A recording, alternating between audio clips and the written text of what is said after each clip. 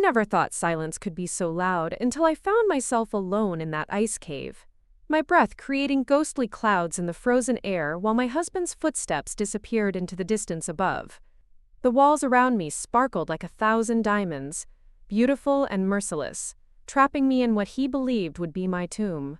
Before we jump back in, tell us where you're tuning in from, and if this story touches you, make sure you're subscribed, because tomorrow, I've saved something extra special for you. My fingers were already going numb as I pressed them against the smooth ice, searching desperately for any crack, any weakness that might lead me back to the world above. 23 years of marriage, and it had come to this. David walking away, convinced he'd solved his problem forever. But he underestimated me. He always had. What he didn't know, as he sealed that entrance, was that I had spent the last 5 years preparing for this moment, not knowing it would come in a cave of ice, but knowing it would come nonetheless. The detective badge hidden in my jacket wasn't just metal and leather. It was proof that Sarah Chen had learned to fight back. 6 hours earlier, I had been loading the last of our camping gear into David's truck, excited about what I thought would be our second honeymoon. The morning sun painted the Rocky Mountains in shades of gold and pink, and I remember thinking how romantic it all seemed. We were driving to Glacier Falls, a remote area 3 hours north of Denver, where David claimed he'd found the perfect winter camping spot. I should have questioned why he suddenly wanted to go camping in February, why he'd become so insistent about this particular location, why he'd spent weeks studying topographical maps with an intensity I'd never seen before. Instead, I was just grateful he wanted to spend time together. Our marriage had been struggling for months, maybe years, if I'm being honest. David had grown distant after losing his job at the architectural firm, spending more time in his home office with the door locked, making phone calls in hushed tones, disappearing for hours without explanation. When I'd try to talk to him about it, he'd brush me off with that charming smile that once made me weak in the knees but now felt like a wall between us. The drive to Glacier Falls started pleasantly enough. David played my favorite songs, bought me coffee at every rest stop, held my hand while he drove. He seemed like the man I'd fallen in love with in college, before life and disappointment had hardened something inside him. We talked about maybe renewing our vows for our 25th anniversary, about the trip to Italy we'd always planned but never taken. For the first time in months, I felt hopeful about us. The landscape grew more rugged as we climbed higher into the mountains. Snow-covered pines stretched endlessly in every direction, and the road became increasingly narrow and winding. David had studied this route obsessively. He knew every turn, every landmark. When I commented on how isolated it was, he just smiled and said that was the point. No distractions, just us and nature. We parked at what seemed like the middle of nowhere, a small clearing surrounded by towering evergreens heavy with snow. David had somehow convinced me that winter camping would be an adventure, that the cold would bring us closer together. He'd invested in expensive gear, a high-tech tent, professional-grade sleeping bags, portable heaters. At the time, I thought he was just being romantic and thorough. Now I understand it was all part of his plan to make everything look normal, planned, accidental. The hike to his chosen campsite took 2 hours through increasingly treacherous terrain. David led the way with a confidence that should have alarmed me. He knew exactly where he was going, following what seemed like an invisible path through the wilderness. My boots slipped on hidden ice patches, and more than once I had to grab onto branches to keep from falling. David would wait patiently whenever I struggled, offering his hand, encouraging me with that same smile. Preparing and narrating this story took us a lot of time, so if you are enjoying it, subscribe to our channel, it means a lot to us. Now, back to the story. Our campsite was in a small valley surrounded by towering rock formations.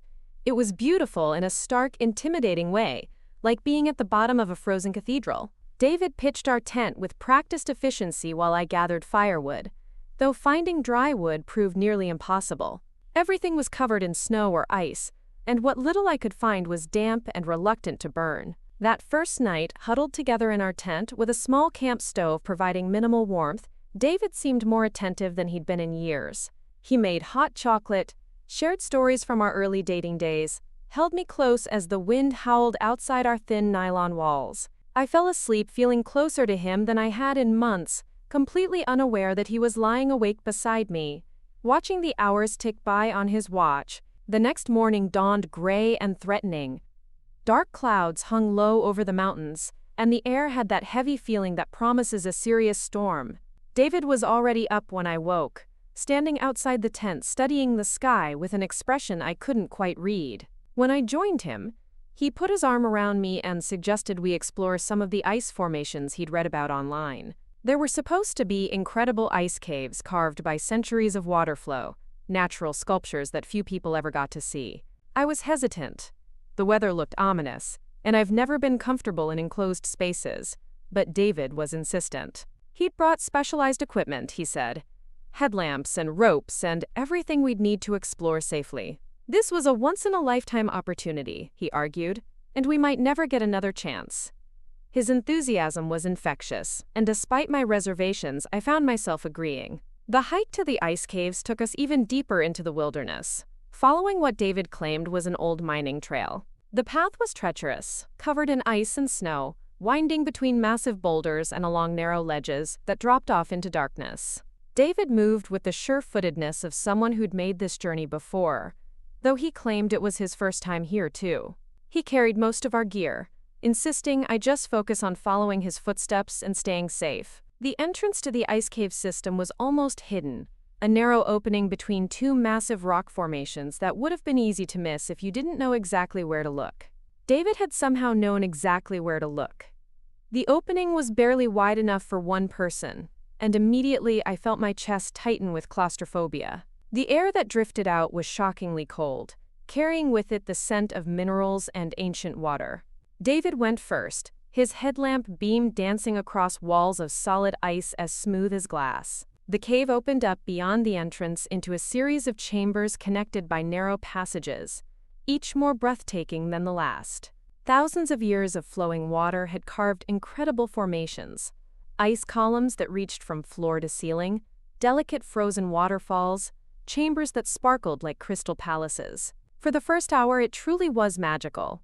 David pointed out formations, helped me navigate slippery sections, took photos of me posing next to incredible ice sculptures. We descended deeper into the cave system, following passages that seemed to wind endlessly through the mountain. The temperature dropped with each level we descended, and our breath created constant clouds of vapor in the beam of our headlamps.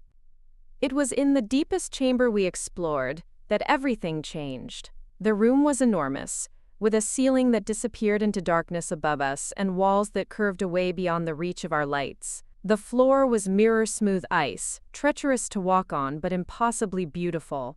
David had been unusually quiet for the last few minutes, checking his watch repeatedly, glancing back toward the passage we'd used to enter. I was admiring a formation that looked like a frozen fountain when I heard David moving behind me. When I turned around, he was no longer in the chamber. His headlamp beam was disappearing back up the passage we'd come from, moving fast, moving away from me. "David?" I called out, my voice echoing strangely in the vast space. "Where are you going?" His voice drifted back, already distant, distorted by the ice and rock. "I'm sorry, Sarah. I really am. But this is the only way." I followed as quickly as I could, but the smooth ice made running impossible. Every step was a careful negotiation between speed and safety, and David had a significant head start. By the time I reached the main passage, his light was barely visible far ahead, a tiny pinprick in the darkness.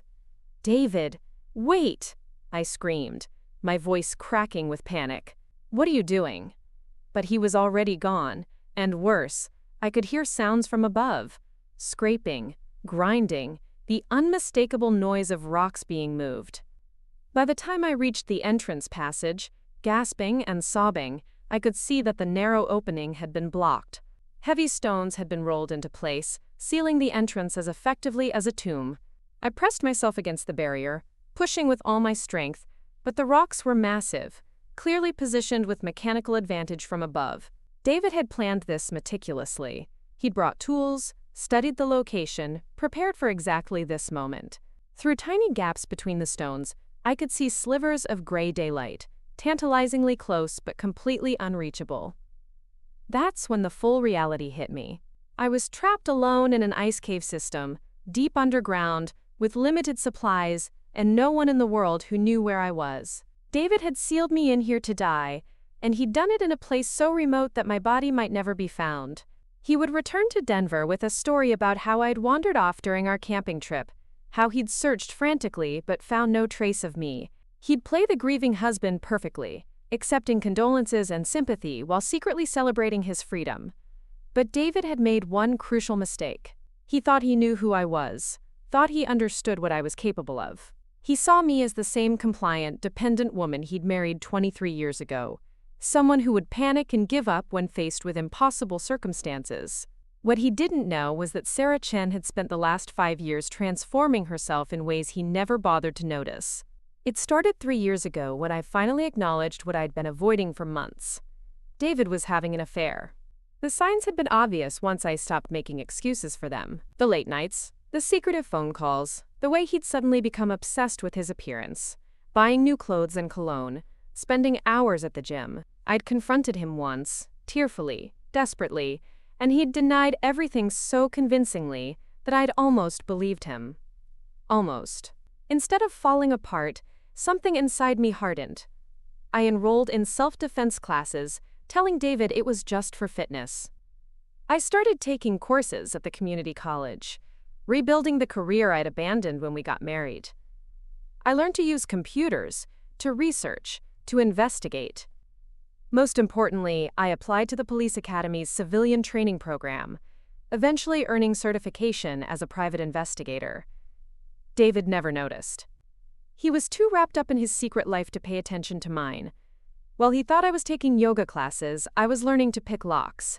While he assumed I was having coffee with girlfriends, I was studying criminal psychology. While he believed I was the same naive woman he could manipulate and control, I was building the skills I'd need to survive whatever he was planning. Because deep down, I'd known this day would come. Not the ice cave, not the specific method, but I'd known David was building towards something. The life insurance policies he'd increased without telling me, the way he'd been transferring money between accounts. The camping gear and outdoor equipment that seemed excessive for someone who'd never shown interest in wilderness activities. Most telling of all, the way he'd started looking at me, not with love or even familiarity, but with calculation.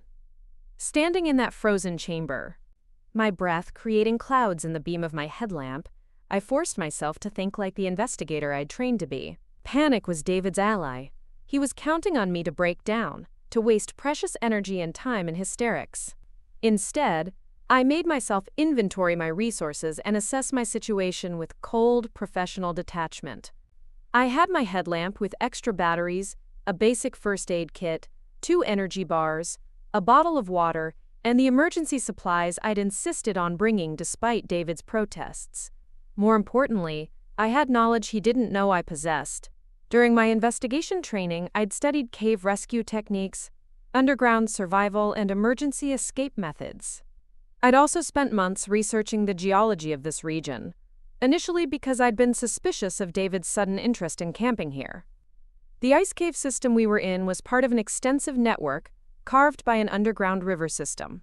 According to the geological surveys I'd memorized, there were multiple entrances and exits, most of them unmapped and unknown to casual explorers.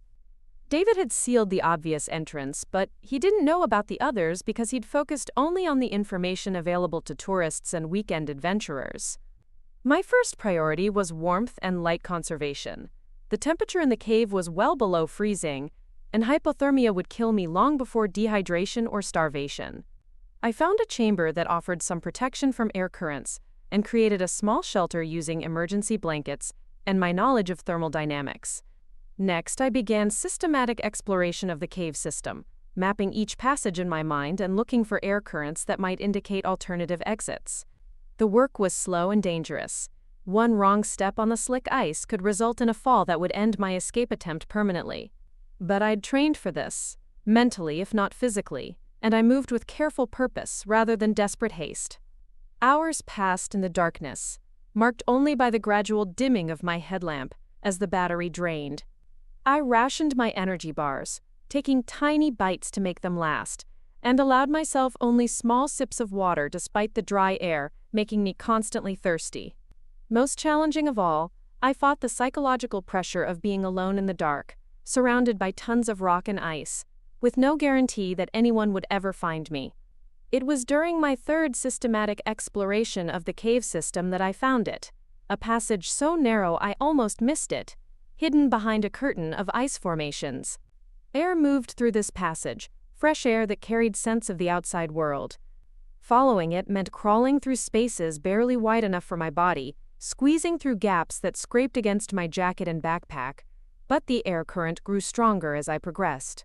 The passage opened into another chamber, smaller than the ones I'd explored but with something the others lacked, natural light filtering down from somewhere high above.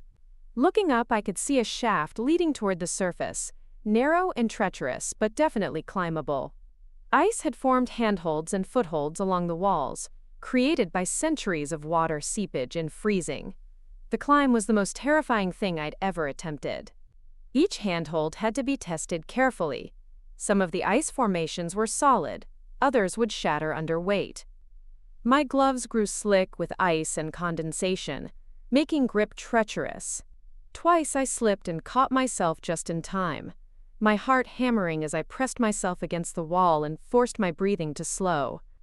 But I'd trained for this too, in the rock climbing classes I'd taken while David thought I was shopping with friends. I understood the mechanics of the climb, knew how to distribute my weight, and find the most secure holds. More than that, I had something David had never given me credit for: absolute determination to survive. The shaft seemed to go on forever, and my muscles began to cramp from the sustained effort and cold. But the light above grew brighter, and eventually I could feel actual wind on my face, carrying the scent of pine trees and snow. The final section was the most difficult, requiring me to chimney up between two walls while ice formations crumbled under my feet and showered down into the darkness below. When I finally pulled myself out of the cave system, emerging through a crack between boulders I never would have noticed from above, the sun was setting and the storm David had been watching was beginning in earnest. Snow fell in thick, heavy flakes, and the wind cut through my jacket like ice water. But I was alive, I was free, and I was angrier than I'd ever been in my life. I oriented myself using the survival skills I'd learned, identifying landmarks, and calculating the direction back to our campsite. David would be there, probably practicing his story about his missing wife, maybe even working up some fake tears. He'd have no idea I'd escaped until I walked back into that camp, and the look on his face when he saw me would be worth every terrifying moment I'd spent in those caves. The hike back took 3 hours through worsening weather, but fury kept me warm. With each step, I planned exactly what I would say, how I would handle the confrontation, what evidence I would need to ensure David faced justice for attempted murder. Because that's what this was: premeditated, carefully planned murder. He'd studied the location, prepared the tools, created the perfect cover story. The only thing he hadn't planned for was the possibility that his victim might be stronger and smarter than he'd given her credit for. When I finally saw the glow of our campfire through the trees, I paused to compose myself. David was sitting beside the fire, staring into the flames with what looked like genuine sorrow on his face. He was already practicing his grief, already becoming the tragic widower whose wife had vanished without a trace during what was supposed to be a romantic getaway. I stepped into the circle of firelight without announcing myself, and David's head snapped up. For just a moment, before he could control his expression, I saw pure terror flash across his face.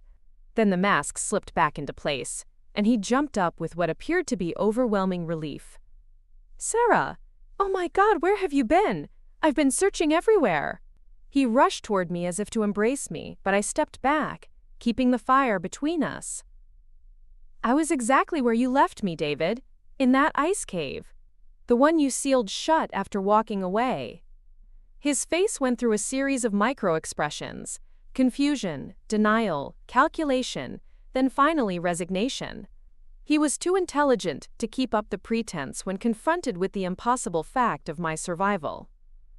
"How?" he asked simply. "You underestimated me," I replied. "You always have. You saw what you wanted to see. A weak, dependent woman who would die quietly when it became convenient for you. But you never bothered to find out who I really was."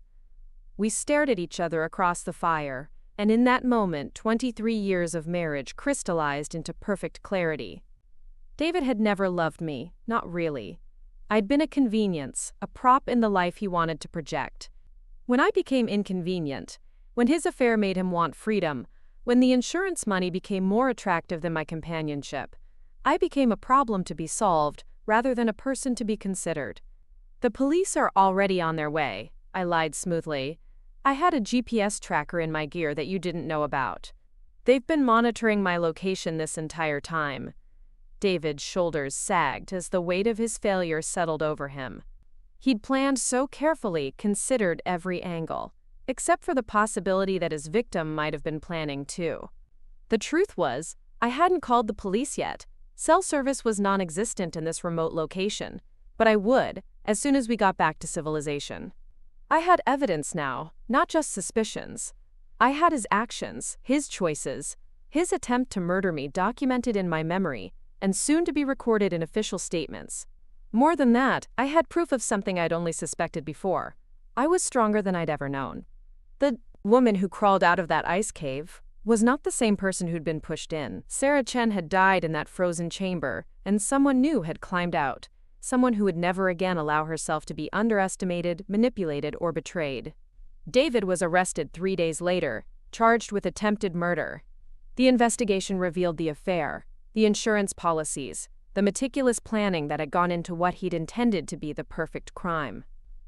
During the trial, I testified about those hours in the ice cave, about the systematic way he'd planned my death, about the moment I'd realized that the man I'd loved for over 2 decades had decided I was worth more dead than alive.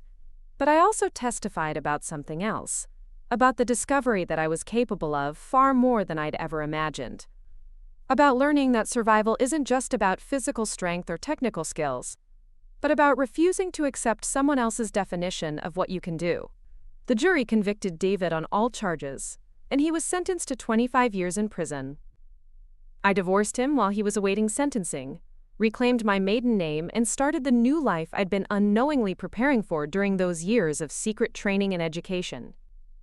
23 years before I found myself trapped in that ice cave, I was Sarah Martinez, a 22-year-old recent college graduate working as a substitute teacher in downtown Denver. I lived in a tiny studio apartment above a Vietnamese restaurant, where the scent of pho and fresh herbs drifted up through the floorboards every morning and made my cramped space feel almost homey.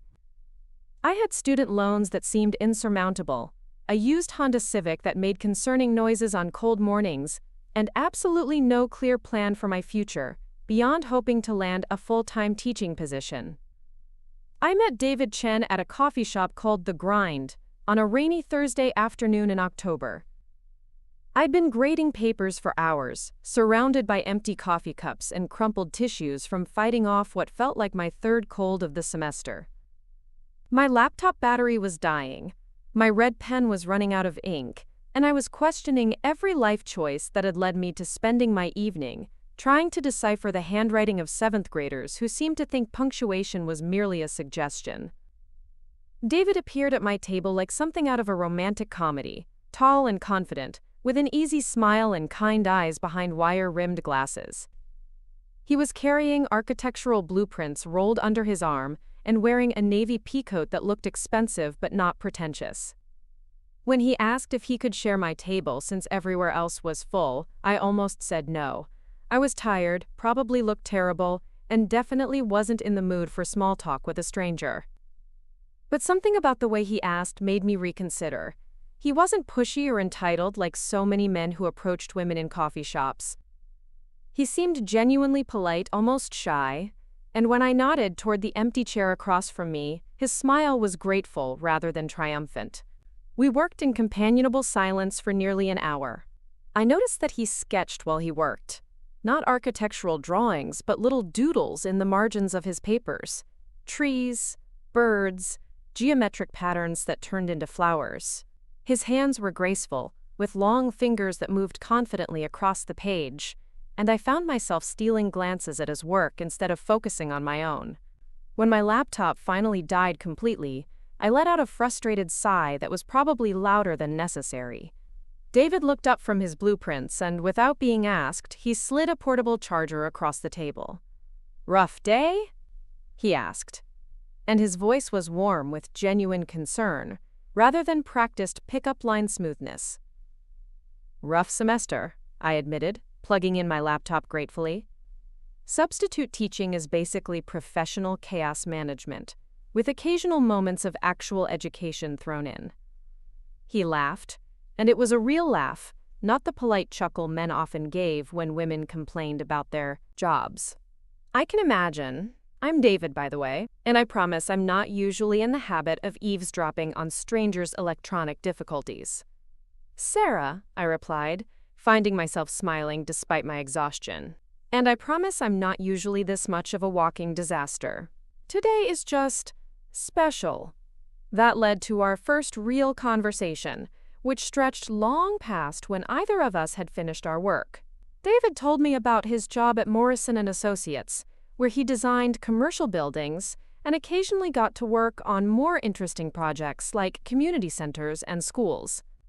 He'd graduated from the University of Colorado with a degree in architecture and a minor in art history, spent 2 years traveling through Europe studying classical building techniques, and had only recently moved back to Denver to be closer to his aging parents.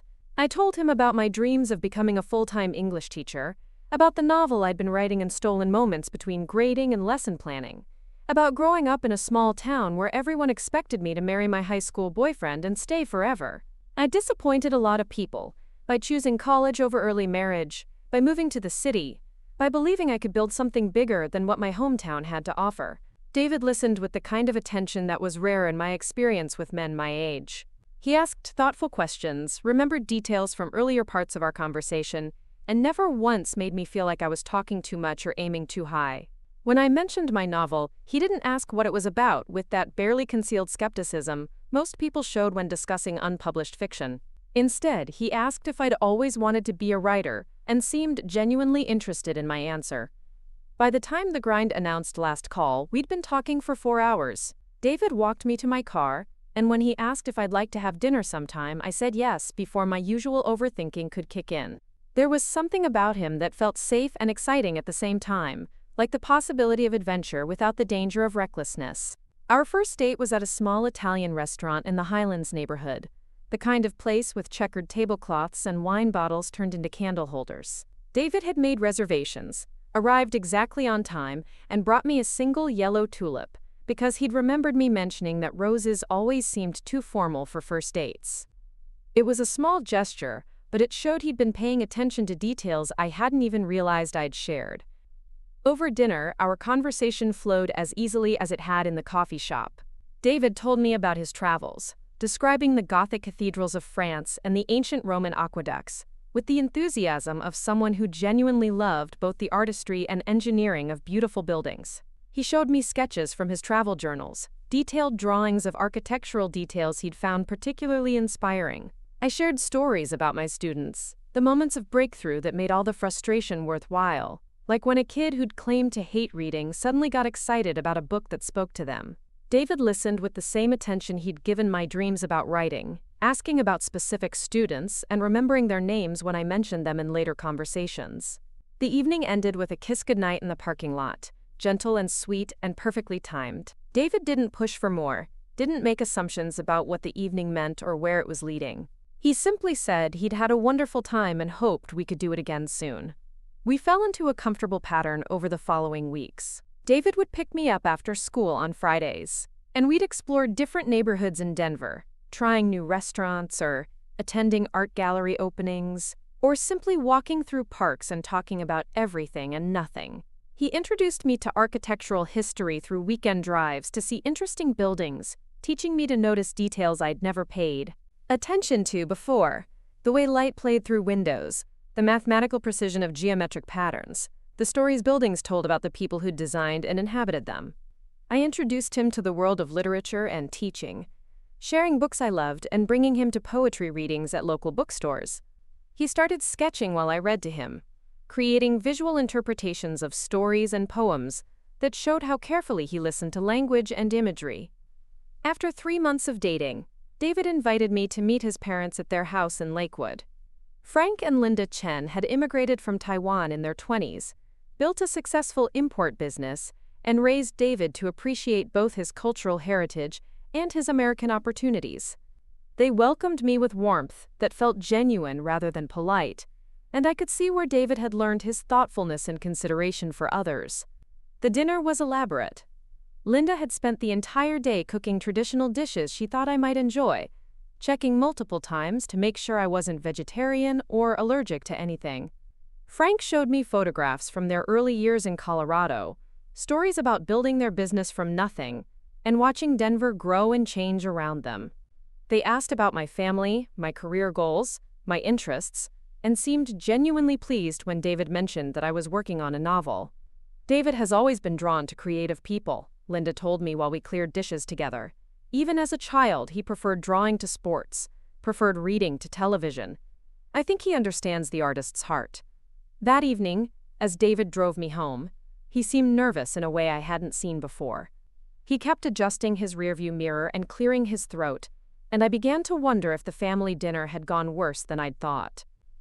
"My parents really liked you," he said finally, as we pulled up in front of my apartment building.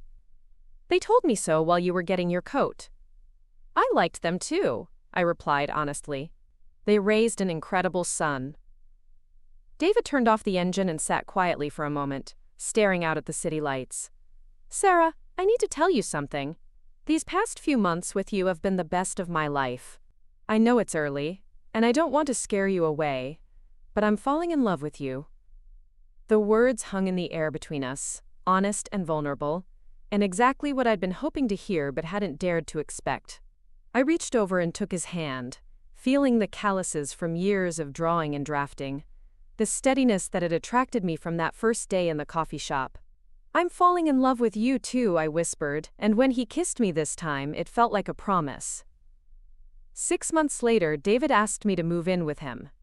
He'd found a 2-bedroom apartment in Capitol Hill with large windows and hardwood floors, space for both his drafting table and my writing desk. The neighborhood was full of artists and young professionals, with coffee shops and bookstores within walking distance, and a sense of possibility that felt perfect for building a life together. I gave up my studio apartment above the Vietnamese restaurant, though not without some sadness. That tiny space had been my first real home as an adult, the place where I'd learned to live independently and discovered what I wanted from life. But David's apartment, our apartment, felt like the next chapter, the beginning of something bigger and more stable than anything I'd known before. Living together revealed new layers of David's personality that made me love him even more. He was methodical about household tasks but never controlling, organized without being rigid, and considerate in ways that showed he'd really thought about how to make shared space work for both of us. He gave me the bedroom with the best natural light for writing, set up his drafting table in the living room where he could work while I cooked dinner, and never once complained about my tendency to leave books stacked on every available surface. We developed our own rhythms and traditions. Sunday mornings meant elaborate breakfasts that David would plan and shop for during the week, experimenting with recipes from cooking magazines, and asking for my input on everything from pancake variations to coffee blends. Thursday evenings were for exploring new restaurants, trying cuisines neither of us had experienced before, and rating them on elaborate scoring systems we'd invented. David supported my writing in ways that went beyond just being encouraging. He helped me create a schedule that protected my creative time, brought me tea during late-night writing sessions, and listened patiently when I needed to talk through plot problems or character motivations. When I finished the first draft of my novel, he was the first person to read it, and his feedback was thoughtful and specific in ways that helped me see my own work more clearly. I supported his career ambitions with equal enthusiasm, attending gallery openings where his firm displayed their latest projects, helping him prepare presentations for potential clients, and listening to him work through design challenges that required both creative and practical solutions. David's passion for architecture was infectious. He could spend hours explaining the engineering behind a particularly elegant bridge or the cultural significance of a building's facade, and I found myself seeing the world through his eyes, noticing design elements that had been invisible to me before. After 2 years of living together, David proposed during a weekend trip to Aspen. We'd hiked to a scenic overlook he'd scouted during a previous work trip, and as we sat watching the sunset paint the mountains in shades of gold and pink, he pulled out a ring he'd designed himself. The setting was simple but elegant, inspired by the geometric patterns he loved to sketch, and the diamond caught the light like captured starfire. "Sarah Martinez," he said, his voice shaking slightly with nerves. "You've made me believe in forever. Will you marry me?" I said yes through happy tears, and we spent the rest of the evening planning a future that felt limitless and bright. David had been promoted to senior associate at his firm, with the promise of partnership track within 5 years.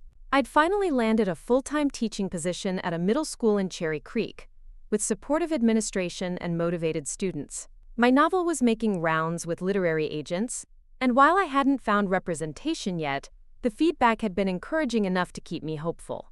We planned our wedding for the following spring, a small ceremony in the botanical gardens with close family and friends. David's parents helped with everything from flowers to catering, treating the event like a celebration of their own family's expansion. My parents flew in from Kansas, initially overwhelmed by the urban sophistication of David's world, but gradually warming to his quiet charm and obvious devotion to their daughter. The wedding day was perfect, in all the ways that matter. The weather cooperated, the flowers bloomed on schedule, and our vows to each other felt like promises we could actually keep. David had written his own vows, speaking about how I'd taught him that love could be both an adventure and a home, both exciting and safe. I promised to support his dreams while pursuing my own, to build something together that was stronger than what either of us could create alone. Our honeymoon was a 2-week trip through Italy, visiting the architectural sites David had studied in college and the literary landmarks I'd dreamed about since high school. We wandered through Florence and Rome and Venice, sketching and photographing and absorbing centuries of human creativity. David showed me how to see the mathematical beauty in cathedral domes and bridge arches, while I read him poetry in piazzas and shared stories about the writers who'd walked these same streets. The trip felt like a metaphor for our marriage, 2 different perspectives combining to create a richer understanding of the world around us. David's analytical eye for structure and design complemented my intuitive response to beauty and meaning, and together we experienced things more deeply than either of us could have alone. We returned to Denver, ready to build our life in earnest. David threw himself into work with renewed energy, taking on increasingly complex projects and earning recognition for his innovative approaches to sustainable design. His firm was growing, and he was positioned to become one of the youngest partners in their history. I settled into my teaching career with equal enthusiasm, developing curriculum and building relationships with students that would span multiple years as they moved through middle school. My novel found an agent, then a publisher, and while it wasn't a bestseller, it received positive reviews and sold well enough to encourage me to start working on a second book. For the first 5 years of our marriage, everything seemed to unfold according to plan. We bought a house in Park Hill, a 1920s bungalow with original hardwood floors and built-in bookshelves that felt like home from the moment we walked through the front door. David redesigned the kitchen and bathroom, bringing the house into the current century while preserving its historic character. I turned the spare bedroom into a writing office, with windows facing east to catch the morning light and built-in shelves for my growing collection of books. We traveled when we could afford it, taking long weekends to explore Colorado's mountain towns and week-long trips to places we'd always wanted to see. David photographed buildings and architectural details while I filled notebooks with observations and story ideas. We talked about eventually taking a year-long sabbatical to travel through Asia, visiting the places where David's grandparents had lived and exploring cultures that had influenced both ancient and modern design. We also talked about having children, but in the abstract way of people who assume they have unlimited time to make such decisions. David wanted to make partner first, to establish financial security before taking on the responsibility of parenthood. I wanted to publish my second novel, to feel more established in my career before adding the complexity of raising children. We were young, we were healthy, we assumed we could time everything perfectly. Those early years of marriage were marked by small victories and minor setbacks, the normal rhythm of building an adult life together. David's firm won several prestigious contracts, bringing him closer to partnership. My second novel was accepted by the same publisher, with a slightly larger advance and more marketing support. We renovated our basement into a family room, planted a garden in our backyard, and hosted dinner parties for friends who were going through similar life transitions. But even then, looking back, I can see signs that should have concerned me. David had always been private about his work, but he began bringing home fewer details about his projects, sharing less about his colleagues and office dynamics. He started working later, claiming that increased responsibility required longer hours, and weekend work became more common. I was busy enough with my own career that I didn't question these changes immediately. Teaching middle school was demanding, requiring lesson planning and grading that extended far beyond school hours. My writing schedule depended on finding time between professional obligations, and I was often absorbed in my own projects when David was home. The first real crack in our foundation appeared during our 7th year of marriage, though I wouldn't recognize it as such until much later. David came home one evening visibly shaken, claiming there had been layoffs at his firm and his position might be in jeopardy. He spent the following weeks in what appeared to be intense job searching, updating his portfolio and reaching out to contacts at other architectural firms. I supported him through what seemed like a professional crisis, taking on extra tutoring work to help with our finances, and reassuring him that we would figure out whatever came next. When he announced a few weeks later that he'd been offered a position at a newer firm with better advancement opportunities, I celebrated with him, relieved that the uncertainty was over. What I didn't know was that David had never been in danger of losing his job. The layoffs were real, but they hadn't affected senior associates, and David's position was secure. Instead, he'd been meeting with divorce attorneys, researching what it would cost to end our marriage, and how our assets would be divided. The job search story was cover for appointments with lawyers and private investigators, groundwork for a divorce he was considering but hadn't yet committed to pursuing. I learned this much later, during the criminal investigation that followed my escape from the ice cave. David's first consultation with a divorce attorney took place 7 years into our marriage, prompted not by any major conflict between us but by his growing resentment of what he saw as my limitations on his potential. According to the attorney's notes, which became evidence during his trial, David felt that marriage was holding him back professionally and personally. He wanted the freedom to pursue opportunities that might require relocating, to invest in riskier ventures that could pay off dramatically, to live the kind of lifestyle that my teacher's salary and modest book advances couldn't support. But he also wanted to keep the financial benefits of our partnership, the house we'd bought together, the savings we'd accumulated, the investments we'd made in both our careers. A divorce would require splitting everything, and David had convinced himself that he deserved the majority since his income was higher and his career prospects were stronger. The attorney had apparently tried to talk him through conventional divorce proceedings, explaining how asset division typically worked and what he could reasonably expect to retain. But David wasn't interested in reasonable solutions. He wanted everything, and he was willing to be patient and methodical in figuring out how to get it. So instead of filing for divorce, David began planning something much more sinister. He returned home that evening and told me about the fictional layoffs, beginning a double life that would continue for 16 years. To me, he remained the loving husband who supported my dreams and shared his own. But secretly, he was researching life insurance policies, studying beneficiary laws, and developing expertise in areas that had nothing to do with architecture. The next decade and a half of our marriage was built on this fundamental deception. David played the role of devoted husband while methodically planning my destruction, and I lived my life completely unaware that the man sharing my bed was capable of such calculated cruelty. During those years, I continued teaching and writing, publishing 3 more novels and earning recognition for innovative classroom techniques that helped struggling students connect with literature. David's career continued advancing, and he eventually made partner at his firm, achieving the professional success we'd always planned for together. We traveled to Europe twice more, took weekend trips throughout Colorado, and maintained the comfortable routines that had defined our marriage from the beginning. David still brought me tea during late-night writing sessions, still listened when I needed to work through plot problems, still seemed genuinely proud of my achievements and supportive of my goals. But underneath this surface normalcy, David was building the foundation for murder. He increased our life insurance policies gradually, over multiple years, so the changes never seemed dramatic enough to question.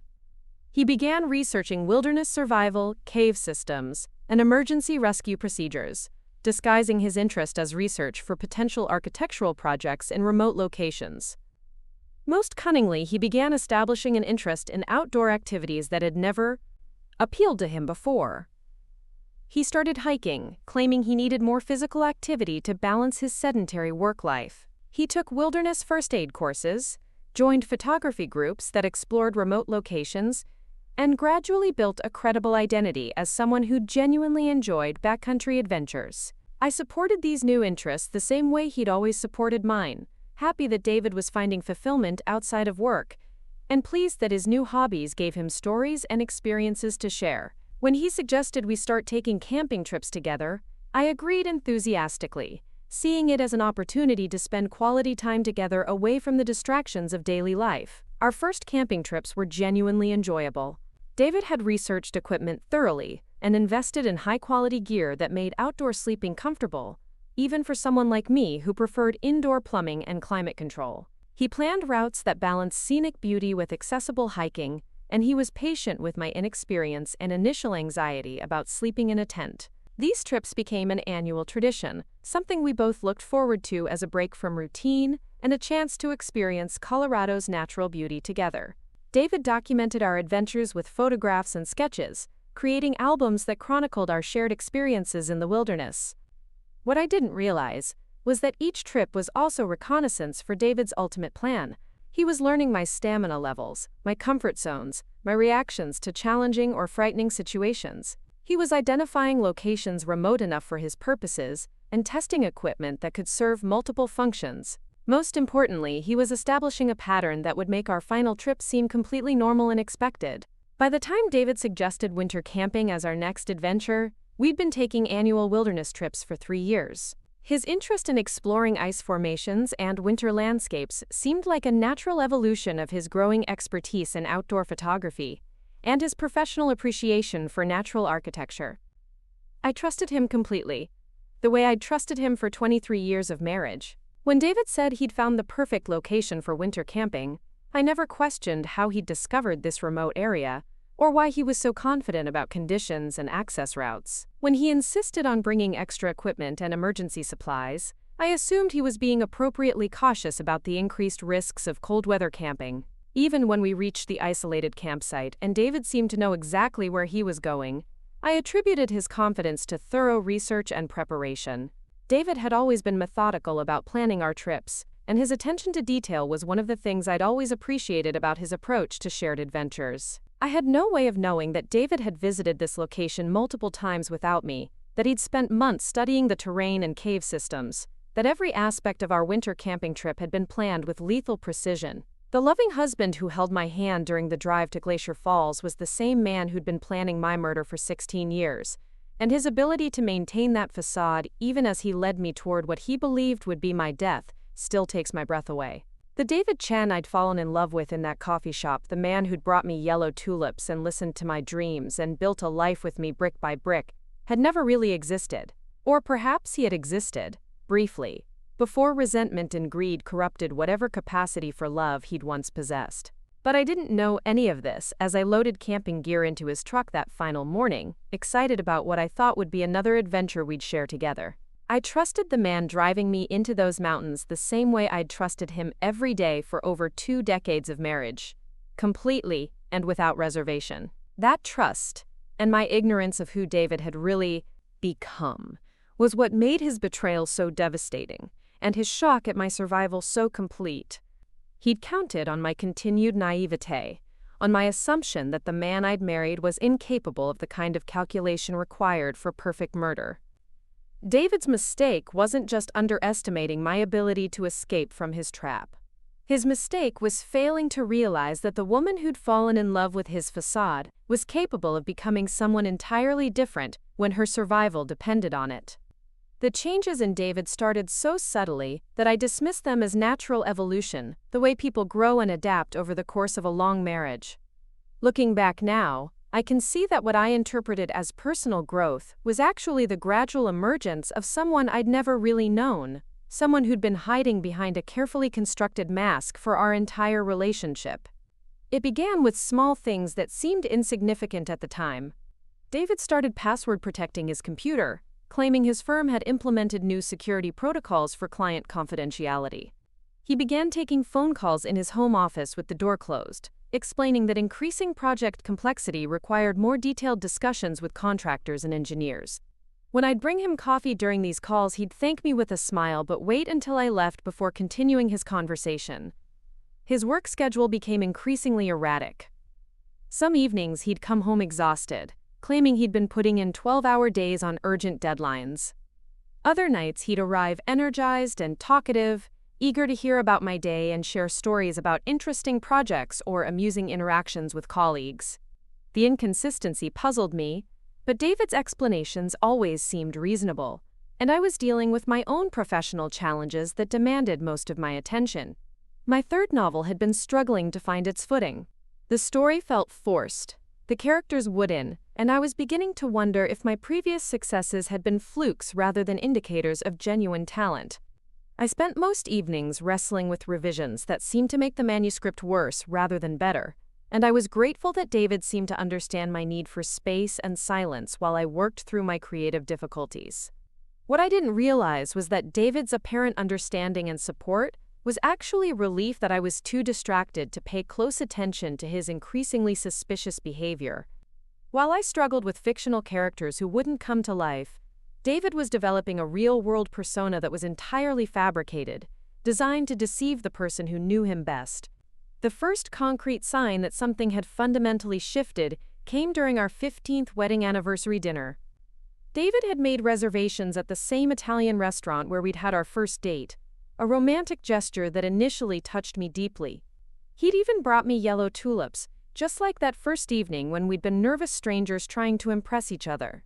But throughout the dinner, something felt off in ways I couldn't quite identify. David asked all the right questions about my writing struggles and teaching challenges, made appropriate responses to my answers, and shared stories about his own work that seemed designed to fill conversational space rather than communicate genuine experiences.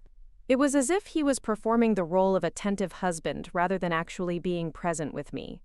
When I mentioned feeling stuck with my novel and wondered aloud if I should consider taking a break from writing to focus entirely on teaching, David's response was too enthusiastic, too quick.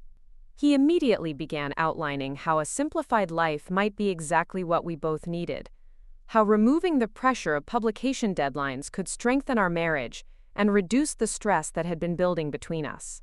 The conversation felt scripted, as if David had been preparing for this exact topic and had rehearsed his responses. But more troubling was the underlying assumption in his words that my writing career was a burden on our relationship rather than something he'd always claimed to value and support. When I pointed this out, David backtracked smoothly, claiming he only wanted what would make me happiest and most fulfilled. That night, lying in bed beside my husband of 15 years, I felt a distance between us that hadn't been there before, or perhaps had been there for some time, but I'd been too busy to notice. David fell asleep quickly, as he always did, but I lay awake wondering when we'd stopped really talking to each other and started simply exchanging information and pleasantries. Over the following months, the distance grew more pronounced. David began traveling more frequently for work, taking trips to consult on projects in other cities that required him to be away for several days at a time. He'd return with stories and photographs that seemed authentic, but something in his demeanor suggested these trips weren't entirely what they appeared to be. I started paying closer attention to details I'd previously overlooked. David's luggage, when he returned from business trips, never seemed to contain the kind of work materials I'd expect from architectural consultations. His clothes weren't wrinkled in the way they would be from days of client meetings and site visits. Most tellingly, he never brought home the small souvenirs or local specialties that he'd always collected during our vacation travels together. When I asked about specific projects he was supposedly consulting on, David's answers were vague and inconsistent. He'd mention working on a mixed-use development in Phoenix one week, then refer to the same trip as consultation for a university expansion project the following week. When I pointed out the discrepancy, he claimed I'd misunderstood or misremembered our previous conversation. These gaslighting attempts were subtle but persistent, designed to make me question my own perceptions rather than his explanations. David had apparently studied psychological manipulation techniques with the same methodical approach he brought to architectural design, and he was using them to create doubt about my ability to accurately assess our relationship dynamics. But while David was working to undermine my confidence in my own observations, I was developing new skills that he knew nothing about. My writing struggles had led me to take a break from fiction and explore other forms of creative expression. I had enrolled in a photography class at the community center, ostensibly to develop a new hobby that might inform my descriptive writing techniques. The photography instructor, Maria Santos, was a former journalist who transitioned to teaching after 20 years of documentary work. Her approach to visual storytelling emphasized observation, patience, and the ability to capture truth in unguarded moments. Maria taught us to notice details that revealed character, to see beyond surface presentations to underlying realities. These skills, developed in the context of artistic expression, began to influence how I observed the world around me, including my own marriage. Through Maria's lens, I started seeing David's behavior patterns more clearly, noticing inconsistencies and contradictions that I'd previously attributed to the normal complexities of adult life. The photography class also introduced me to a community of women who'd navigated various life challenges with resilience and creativity.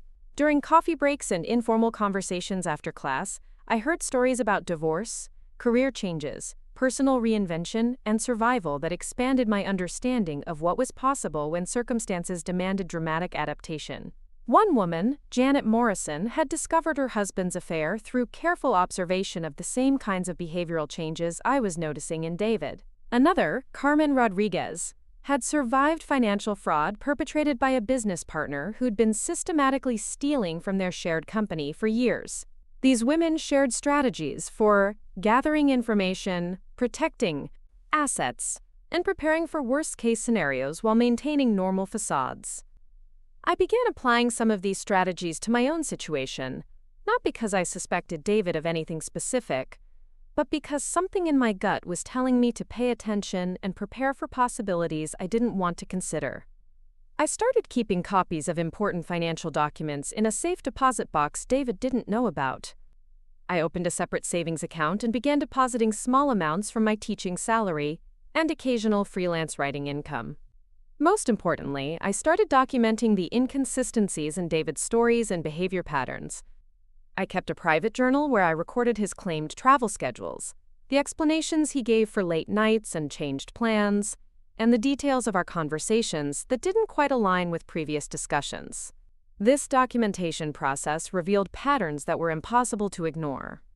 David's business trips always seemed to coincide with my most demanding periods at school, when I was too busy with grading and parent conferences to ask detailed questions about his absence.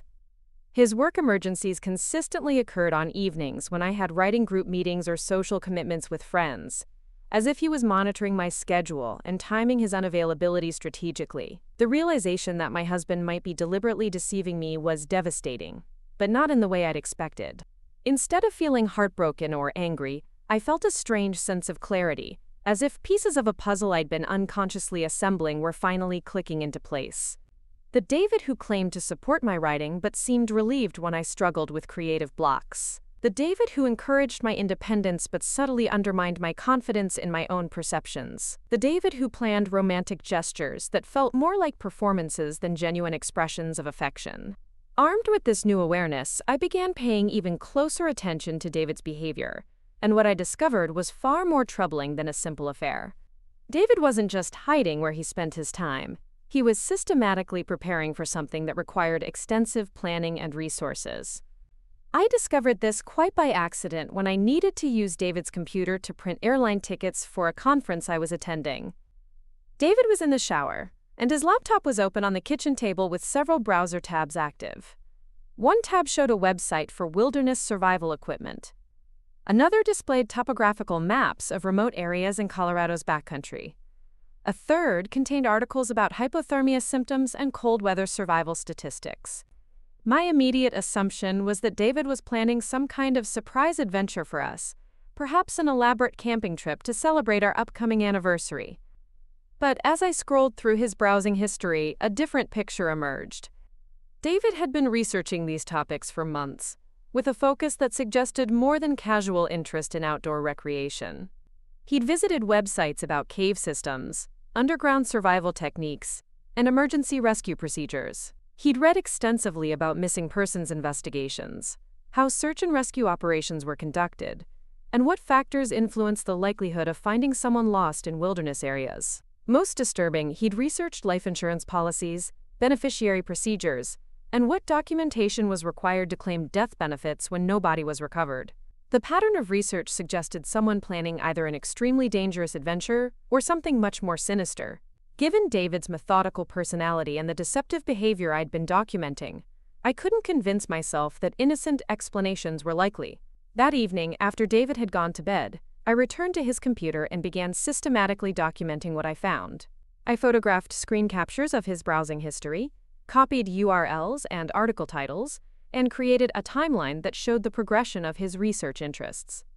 The evidence painted a picture of someone who'd been planning something complex and potentially deadly for the better part of a year. But David's computer research was only part of a larger pattern of preparation that I began to recognize once I knew what to look for. His increased interest in physical fitness, which I'd attributed to midlife health consciousness, had focused specifically on hiking endurance and cold weather tolerance. His new hobby of wilderness photography had taken him to increasingly remote and challenging locations. Always alone. Always for longer periods than seemed necessary for simple picture taking. Most significantly, David had been systematically increasing our life insurance coverage, upgrading policies and adding riders in small increments that spread the changes across multiple years. When I'd signed the paperwork, David had explained these increases as prudent financial planning, protecting our future security as our incomes and assets grew. But viewed in the context of his other preparations, the insurance improvements looked like groundwork for something entirely different. I realized that David had been planning my death for years, possibly since those first mysterious job search activities that had actually been consultations with divorce attorneys. Unable to achieve his goal of ending our marriage while keeping all our shared assets, he'd decided to pursue a more permanent solution that would give him everything he wanted while eliminating the inconvenience of my continued existence. The methodical nature of his planning was both terrifying and oddly reassuring. David's attention to detail meant that whatever he was planning would be sophisticated and well executed, but it also meant that he'd likely become overconfident in his preparations. If I could stay ahead of his timeline and prepare countermeasures, I might be able to survive whatever he had planned. I began developing my own preparation strategy, using the same methodical approach David was employing, but with the advantage of knowing what he was planning while he remained unaware that I'd discovered his intentions. I enrolled in self-defense classes, claiming I wanted to feel safer during my evening runs through our neighborhood. I took wilderness survival courses, explaining my interest as research for a novel I was considering about characters stranded in remote locations. Most importantly, I began learning investigative techniques that would allow me to gather evidence of David's planning, while building my own case for whatever legal proceedings might follow his attempt to murder me. I couldn't go to the police with suspicions based on internet browsing history and unusual behavior patterns, but I could prepare to document whatever actions David took when he finally moved from planning to implementation. The knowledge that my husband was actively planning to kill me created a surreal double existence that was emotionally exhausting but intellectually clarifying. During daily interactions, I had to maintain the facade of a loving wife who trusted her husband completely, while simultaneously preparing for the moment when that husband would attempt to end my life. David, meanwhile, continued his own performance of devoted spouse, apparently unaware that his mask had slipped enough for me to see the predator underneath. He brought me flowers on random Tuesdays, made my favorite dinner when I'd had difficult days at school, and listened with apparent interest when I shared stories about my students or struggles with my current writing project. But I could see now that his attention was mechanical rather than genuine, that he was going through the motions of husbandly behavior without any real emotional investment in our relationship. When he asked about my day, he was gathering information rather than expressing care. When he suggested activities we might do together, he was testing scenarios rather than planning shared experiences. The most chilling aspect of this period was recognizing how long David had been capable of this level of deception. If he could plan my murder while maintaining a loving facade for years, how much of our entire marriage had been performance rather than genuine partnership? Had the man I'd fallen in love with ever really existed? Or had I been living with a carefully constructed illusion from the very beginning? These questions consumed me during sleepless nights when David lay beside me, breathing peacefully while I wondered when he would make his move and whether I'd be ready when he did. The psychological pressure of maintaining normalcy while preparing for attempted murder was unlike anything I'd ever experienced, but it also revealed reserves of strength and determination I hadn't known I possessed. The woman who'd discovered David's plans was not the same person who'd trusted him blindly for 23 years of marriage. She was someone harder, more calculating, more willing to do whatever was necessary to survive. And as David's research moved from theoretical planning to practical preparation, as he began acquiring equipment and scouting locations, this new version of myself began finalizing plans of her own. When David finally suggested our winter camping trip, presenting it as a romantic adventure to reconnect with each other and nature, I knew the moment I'd been preparing for had arrived. His enthusiasm seemed genuine, his planning thorough, his concern for my comfort and safety perfectly performed. To anyone else, he would have appeared to be a devoted husband planning a special experience for his beloved wife. But I could see the calculation behind his excitement, the way he steered conversations toward logistics while avoiding discussions of our relationship or future plans. This trip wasn't about reconnection, it was about elimination. And while David believed he was leading an unsuspecting victim toward her death, he was actually walking into a confrontation with someone who'd spent months preparing for exactly this scenario. The irony was perfect and terrifying.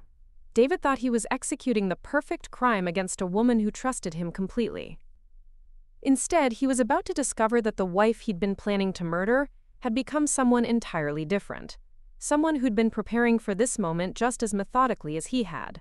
Someone who had no intention of dying quietly in whatever trap he'd spent years designing. Standing in that frozen chamber with David's footsteps echoing away into the darkness above me, I felt something shift inside my chest that had nothing to do with the cold air burning my lungs. The woman who had trusted blindly for 23 years was gone, replaced by someone who understood exactly what was happening and what needed to be done to survive it. David had walked away believing he'd solved his problem permanently, but he'd underestimated the person I'd become during those months of secret preparation. The immediate challenge was survival, but my response wasn't the panic David had counted on. Instead, I methodically assessed my situation with the analytical skills I'd developed through months of investigative training. The ice cave was extensive, with multiple chambers and passages that David hadn't bothered to explore because he'd assumed I'd never leave the first room alive. His overconfidence in his plan had created opportunities he didn't know existed. My first priority was conserving body heat, while I developed an escape strategy. I activated the chemical hand warmers I'd hidden in my jacket pockets, emergency supplies David didn't know I carried because I'd learned to prepare for worst-case scenarios. The warmth wouldn't last long in these temperatures, but it would buy me crucial time to think clearly and move efficiently. The cave system showed evidence of water flow patterns that suggested multiple connections to the surface. During my wilderness survival training, I'd learned to read geological formations and understand how underground water systems created the networks of passages that could provide alternative exits. David had studied these caves enough to plan his trap, but he'd focused on the obvious entrance rather than understanding the complete system. Moving deeper into the cave required careful navigation across ice formations that could shatter under weight or shift without warning. Every step had to be tested, every handhold evaluated for stability. The headlamp I'd insisted on bringing provided better illumination than the basic flashlight David had expected me to carry, another advantage he didn't know I possessed. As I explored the cave system, I documented my route using techniques I'd learned in orienteering classes. Chalk marks on stable rock formations created a trail I could follow back if needed, while systematic exploration helped me understand the overall layout and identify the most promising passages for escape attempts. The passage I eventually found was so narrow, David would never have considered it a viable exit route, especially for someone in a panic.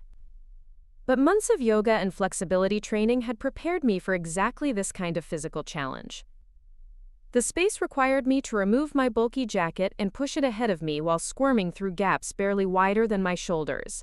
But the air movement through the passage confirmed it led somewhere beyond David's carefully planned trap. The climb that followed tested every skill I'd developed during rock climbing classes and strength training sessions. The ice formations provided handholds, but each grip had to be evaluated for stability and strength. My muscles, conditioned through months of physical preparation, responded to demands that would have been impossible for the sedentary woman David thought he was murdering. The psychological challenge was as demanding as the physical one. Every instinct screamed at me to rush, to panic, to exhaust myself in desperate attempts to escape quickly. But survival required patience and methodical progress, the same disciplined approach I'd applied to gathering evidence of David's planning. I forced myself to rest when my muscles demanded it, to eat small amounts of the energy bars I'd hidden in my pack, to think through each stage of the climb, rather than simply react to fear. When I finally emerged from the cave system through an opening David had never discovered, the sense of triumph was overwhelming but brief. The real confrontation was still ahead, and I needed to approach it strategically rather than emotionally. David was probably back at our campsite, beginning the performance of concerned husband whose wife had mysteriously vanished during what should have been a romantic winter adventure. The storm that had been threatening all day was beginning in earnest, creating conditions that would support David's story about how I could have become lost and disoriented in wilderness terrain. Snow was falling heavily enough to obscure visibility and cover tracks, while wind would eliminate any evidence of the sounds that might have carried from the cave system. But the same conditions that served David's plan also provided cover for my approach to the campsite. I could move through the storm without being seen or heard, giving me time to observe his behavior and plan my confrontation carefully. The woman he tried to murder was gone, but the person who would walk back into that camp was someone he'd never met, someone who understood exactly who he was and what he was capable of. The hike back through worsening weather conditions gave me time to process the full scope of David's betrayal and plan my response. This wasn't a crime of passion or a relationship gone wrong. It was calculated murder planned over years with meticulous attention to detail. David had researched, prepared, and executed what he believed was the perfect crime, counting on my trust and dependence to make me an easy victim. But he'd also revealed something about himself that I could use to my advantage. David's need to appear normal, to maintain his facade of devoted husband even while committing murder, created vulnerabilities in his plan.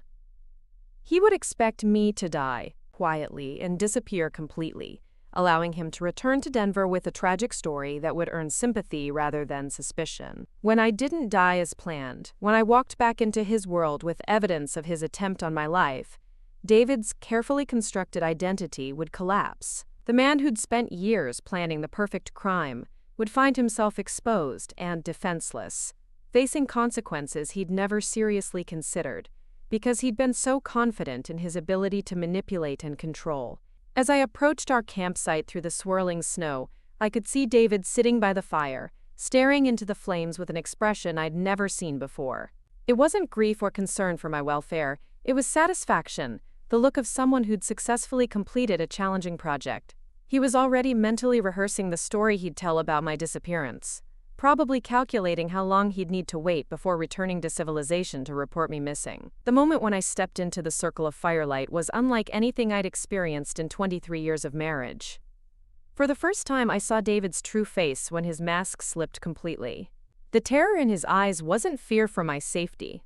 It was panic at the failure of his plan and the implications of my survival. His attempt to recover, to slip back into the role of relieved husband, was pathetic rather than convincing. The man who'd spent years planning my death couldn't even manage a convincing performance of joy at my unexpected return. His questions about where I'd been and how I'd escaped were information gathering, rather than expressions of concern, and his relief was clearly focused on assessing how much I knew rather than celebrating my safety. I let him ask his questions and offer his explanations, watching him scramble to adjust his story to account for my survival. David claimed he'd been searching for me, that he'd been planning to organize a rescue operation, that he'd been terrified something terrible had happened. But his body language and vocal patterns revealed the lie behind every word. When I finally told him I knew exactly what had happened, that I'd seen him seal the cave entrance and walk away, David's response confirmed everything I'd suspected about his character. Instead of showing remorse or attempting to explain his actions, he immediately began calculating new approaches to the same problem. His first instinct wasn't guilt or shame. It was irritation that his plan had failed and determination to find alternative solutions. The conversation that followed was unlike any interaction we'd ever had during our marriage. For the first time, David dropped his performance completely and revealed the contempt he'd been hiding behind decades of manufactured affection. He spoke about me as if I were an object that had become inconvenient, rather than a person he'd once claimed to love. David explained his reasoning with the same methodical approach he brought to architectural projects. I was limiting his potential, preventing him from pursuing opportunities that required freedom and flexibility. Our marriage had become a burden rather than a partnership, and he determined that divorce would be too expensive and complicated given our shared assets and intertwined lives. Murder had seemed like a cleaner solution, allowing him to inherit everything we'd built together while eliminating the inconvenience of my continued existence. The winter camping trip was supposed to be the perfect cover, a tragic accident in remote wilderness where my body would never be found, and David would return home as a grieving widower deserving of sympathy and support. The casual way David discussed these calculations was more chilling than his actual attempt to kill me. He spoke about ending my life the way he might describe renovating a building that had outlived its usefulness, with cool professionalism rather than emotional investment. The man I'd shared a bed with for over 2 decades saw me as a problem to be solved rather than a human being deserving of basic respect. But David's confession also revealed his fundamental misunderstanding of who I'd become during those months of preparation. He still saw me as the trusting, dependent woman he'd married, someone who would be shocked and helpless when confronted with evidence of his true nature. He had no idea that I'd been documenting his suspicious behavior, gathering evidence of his planning, and developing skills specifically designed to survive whatever he attempted. When I told David about the evidence I'd compiled, the photographs of his computer research, the documentation of his lies and inconsistencies, his confidence finally began to crack. The man who'd planned what he thought was the perfect crime realized that his victim had been investigating him with the same thoroughness he'd applied to planning her murder. But even then, David's response was calculation rather than remorse. He began offering alternatives. Divorce proceedings where he'd be generous with asset division, counseling to work through our problems, even suggestion that we could start over in a new location where past difficulties wouldn't matter. Everything except acknowledgement that he'd attempted to commit murder or genuine remorse for the years of deception and planning that had led to this moment. I realized that David was incapable of seeing me as anything other than an obstacle to be managed or eliminated. Even facing exposure and criminal prosecution, his focus remained on finding ways to manipulate the situation to his advantage, rather than accepting responsibility for his actions. The man I'd thought I'd married had never existed. He'd been a performance designed to secure my cooperation, while David pursued his own interests. The conversation ended when I made it clear that I had no intention of negotiating or compromising with someone who'd tried to murder me.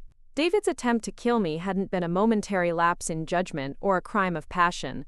It was the logical conclusion of years of viewing me as expendable. There was no coming back from that level of betrayal. No possibility of rebuilding trust with someone who demonstrated such complete disregard for my humanity. David's final attempt at manipulation was perhaps the most revealing of all. He suggested that reporting his actions would destroy both our lives, that the scandal would end his career and damage my reputation as well. He spoke as if we were still partners who should consider our mutual interests rather than what he actually was, a man who'd attempted to commit murder and failed. When I refused his suggestions and made it clear that I would be contacting law enforcement as soon as we returned to civilization, David's facade finally collapsed completely. The mask he'd worn for decades fell away, revealing someone I'd never seen before, cold, calculating, and utterly without remorse for what he'd attempted to do. That night, sleeping in the same tent with a man who'd tried to kill me hours earlier, was the longest of my life. David lay on his side of the space, breathing quietly, apparently able to sleep peacefully despite everything that had happened. I remained awake, every sense alert for any sign that he might attempt to finish what he'd started. But David seemed to have accepted that his original plan had failed, and that immediate violence would only make his situation worse. Instead, he was probably calculating legal strategies, planning how to minimize the consequences of his actions, and protect whatever assets he could salvage from the wreckage of his carefully constructed life. The hike out of the wilderness the next morning was surreal.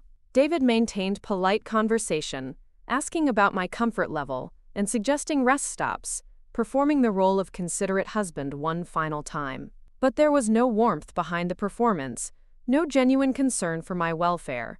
He was simply going through familiar motions, while his mind worked on more important problems. When we reached the parking area where David's truck waited, I realized this would be the last time we'd travel anywhere together. The man who'd driven me into those mountains, with murder on his mind, would soon be facing criminal prosecution for attempted homicide. The marriage that had defined my adult life was ending not with divorce papers or mutual agreement, but with police reports and criminal charges. David seemed to understand this as well. As he loaded our camping gear into the truck, his movements were mechanical, automatic. The careful planning and meticulous preparation that had defined his approach to murder had given way to the numb realization that 23 years of deception and manipulation had ultimately accomplished nothing except his own destruction. The drive back to Denver was mostly silent. David occasionally made comments about traffic or weather, maintaining the pretense of normalcy, even though we both knew everything had changed irrevocably. I spent the time planning my next steps, contacting law enforcement, securing legal representation, beginning the process of rebuilding a life that no longer included the man I'd thought I'd known better than anyone. By the time we reached our house in Park Hill, the home we'd shared for 15 years, I was ready to begin the next phase of my life. The woman who'd left for a romantic camping trip was gone forever, replaced by someone who understood exactly what she was capable of when survival demanded it. David had tried to murder me, but he'd inadvertently created someone much stronger than the person he'd attempted to eliminate. 3 years have passed since that frozen morning when I climbed out of David's carefully planned tomb, and I barely recognize the woman I've become. The criminal trial dominated 18 months of my life, with David's defense team attempting to portray his actions as a tragic misunderstanding rather than premeditated murder. They painted me as a paranoid wife who'd misinterpreted her husband's innocent outdoor hobby as evidence of sinister planning. But the evidence was overwhelming. The prosecution presented David's computer research spanning multiple years, his systematic increases to life insurance policies, and testimonies from wilderness equipment suppliers who remembered his specific questions about cave systems and emergency survival scenarios. Most damning was the testimony from the divorce attorney David had consulted years earlier, whose detailed notes revealed the evolution from conventional separation to something far more sinister. The jury deliberated for less than 6 hours before returning a guilty verdict on charges of attempted murder in the first degree. David received 28 years in prison, though he'll likely serve significantly less with good behavior. During sentencing, he maintained his innocence, claiming the entire incident had been a misunderstanding blown out of proportion by my overactive imagination. Even facing decades in prison, David couldn't acknowledge what he'd actually done, or show genuine remorse for his actions. His final statement to the court focused on how the conviction would destroy his career and reputation, rather than expressing any concern for the trauma he'd inflicted or the life he'd attempted to end. The divorce proceedings were surprisingly straightforward, once David's criminal conviction eliminated any possibility of challenging my credibility. I retained ownership of our house, most of our shared assets, and the life insurance policies David had increased with such calculated precision. The irony wasn't lost on me that his meticulous planning for my death had ultimately secured my financial independence. But the material benefits of David's conviction were insignificant compared to the personal transformation his betrayal had catalyzed. The woman who'd trusted blindly for 23 years had evolved into someone who understood her own strength and refused to accept other people's limitations on her potential. I left teaching after the trial concluded, not because the profession had lost meaning, but because I'd discovered capabilities that demanded broader application. The investigative skills I'd developed while documenting David's suspicious behavior led to certification as a private investigator specializing in domestic cases. The physical training that had saved my life in those ice caves became the foundation for wilderness survival instruction. Most importantly, the psychological resilience I'd developed while living with a man who was secretly planning my murder transformed into an ability to help other women recognize dangerous patterns in their own relationships. I began speaking at domestic violence prevention workshops, sharing my story not as a victim seeking sympathy, but as someone who'd survived calculated betrayal and emerged stronger. My work now focuses on teaching women to trust their instincts when something feels wrong, to document suspicious behavior patterns, and to prepare for worst-case scenarios while hoping they'll never be needed. The skills that saved my life, physical conditioning, investigative techniques, financial independence, and psychological preparation, are accessible to anyone willing to invest the time and effort required to develop them. The house David and I shared has been completely transformed. The home office where he planned my death is now a library filled with books on criminal psychology, survival techniques, and personal empowerment. The basement he'd finished as a family room has become a training space where I practice self-defense techniques and maintain the physical conditioning that proved crucial during my escape. But the most significant change is invisible to visitors. The woman who lives in this house now makes decisions based on her own judgment rather than seeking approval from others. She trusts her instincts, prepares for multiple possibilities, and refuses to be diminished by other people's expectations or limitations. I've published 2 books about my experience, not sensationalized true crime narratives but practical guides for recognizing manipulation and developing survival skills. The first focuses on identifying behavioral patterns that suggest potential danger in intimate relationships. The second provides concrete strategies for building the physical, financial, and psychological resources necessary to survive crisis situations. Neither book mentions David by name or sensationalizes the details of his attempt to murder me. Instead, they focus on empowering readers to develop their own strength and resilience. The response has been overwhelming, with women from around the country sharing their own stories of recognizing danger and taking action to protect themselves. David writes to me occasionally from prison, letters that arrive with return addresses I don't recognize until I open them. His communications alternate between appeals for forgiveness and attempts to rewrite history, portraying our marriage as happier than it actually was, and his actions as less calculated than the evidence proved. I don't respond to these letters, but I keep them as reminders of how effectively manipulative people can reframe reality to serve their own purposes. The woman David tried to kill in that ice cave would have been devastated by his betrayal, probably spent years in therapy trying to understand how she'd failed to recognize his true nature. The woman I've become understands that David's deception reveals nothing about my worth or judgment but everything about his capacity for calculated cruelty. Survival, I've learned, isn't just about escaping immediate physical danger. It's about refusing to be defined by other people's attempts to diminish or eliminate you. It's about transforming betrayal into wisdom, fear into strength, and victimization into empowerment. The ice cave that was supposed to be my tomb became the birthplace of someone David never could have imagined. Every woman who learns to recognize manipulation patterns, every person who develops skills they hope never to need, every individual who refuses to accept someone else's assessment of their limitations, carries forward the lesson that emerged from those frozen chambers. We are all stronger than our circumstances suggest, more capable than our histories indicate, and more resilient than our fears allow us to believe. But that strength only emerges when survival demands it, when comfortable illusions are stripped away, and we're forced to discover who we really are beneath the roles others have assigned us. David thought he was eliminating an inconvenient obstacle to his desired lifestyle. Instead, he created someone who understood exactly what she was capable of when everything she'd believed about her life turned out to be a carefully constructed lie. That transformation was worth more than 23 years of false security, more valuable than any marriage built on deception and manipulation. The woman who climbed out of that ice cave will never again underestimate her own strength or overestimate someone else's capacity for love. She knows the difference between genuine partnership and skillful performance, between trust earned through consistency and compliance extracted through manipulation. Most importantly, she knows that survival isn't about avoiding danger, but about being prepared when danger finds you anyway.